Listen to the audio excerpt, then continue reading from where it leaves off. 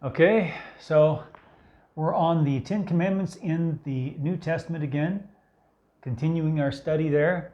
We are on the Eighth Commandment. I want you to go ahead and take your translations of the Bible. I want you to open it to Exodus 20:15. I just happened to open right there. Let me put my glasses on. Where are my glasses? There they are. That's the problem, isn't it? You can't find your glasses because you can't see, but you need them to see. So I don't need them to see, but it helps a little bit. So we're in Exodus. Oh, I do need them to see. I was in Exodus 30, thought it was 20. All right, here it is. It's small type. Exodus 20, verse 15. You shall not steal. How many of you have stolen something in your life? Piece of candy from the store, some money from your mom's purse. What, have you stolen something?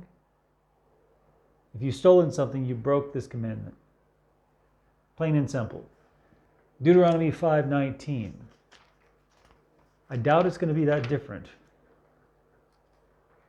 Deuteronomy 5:19. You shall not steal. Okay, so let's have a look at where it appears in the New Testament. Matthew 19:18. That's the first book in the New Testament. Matthew 19:18. It says, he said to him, this is the rich young ruler he's speaking to, Jesus speaking to. This is the rich young ruler speaking to Jesus first. He said to him, which ones? Jesus said, you shall not murder, you shall not commit adultery, you shall not steal, you shall not bear false witness. Honor your father and your mother, and you shall love your neighbor as yourself.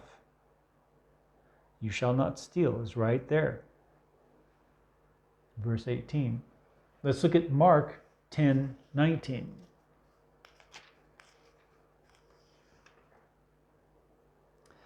You know the commandments. Do not commit adultery. Do not murder. Do not steal. Do not bear false witness. Do not defraud. Honor your father and your mother. And then Luke 18:20.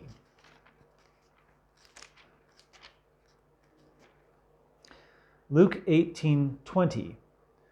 Again, it's the rich young ruler. In all three of these, it's the rich young ruler. That's why this is a very important set of events that are being relayed here, because it validates the Ten Commandments in the New Testament very easily, at least most of them, or a lot of them. Luke 18:20. You know the commandments. Do not commit adultery. Do not murder. Do not steal. Do not bear false witness. Honor your father and your mother. Romans 13:9. Now we're into Paul.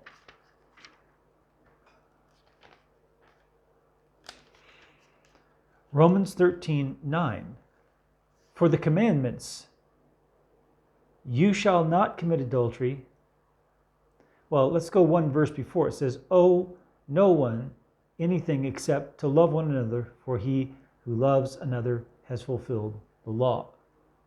For the commandments, you shall not commit adultery, you shall not murder, you shall not steal, you shall not bear false witness, you shall not covet, and if there is any other commandment, are all summed up in this saying, namely, you shall love your neighbor as yourself. Love does no harm to a neighbor. Therefore, love is the fulfillment of the law. All right, let's go to the next one. Ephesians 4:28.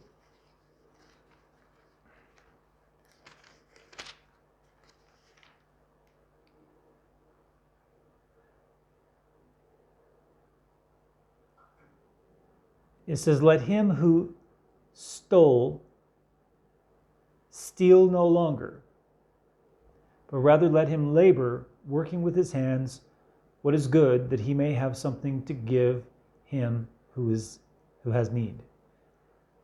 So you need to, if you stole, you must steal no longer, and you must work with your hands so that you have something that's good, that you may have something to give working with his hands what is good, that you may have something to give the person who's in need. So you are to be generous. If you stole before, you are to produce so that you can be generous with it and give freely. All right, 1 Peter 4:15.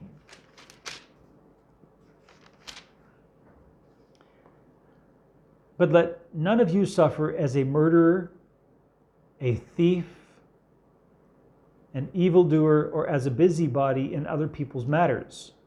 That's one you all need to hear, because too many Christians are busybodies. All right, so we see a thief. Yet if anyone suffers as a Christian, let him not be ashamed, but let him glorify God in this matter. Revelation 9:21.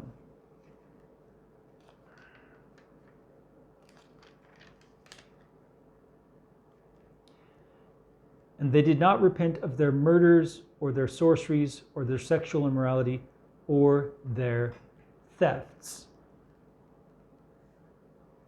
Okay? One moment. So we see that this is well established in the New Testament, that you shall not steal is upheld in the New Testament very firmly. May the Lord bless you as you seek him with all your heart.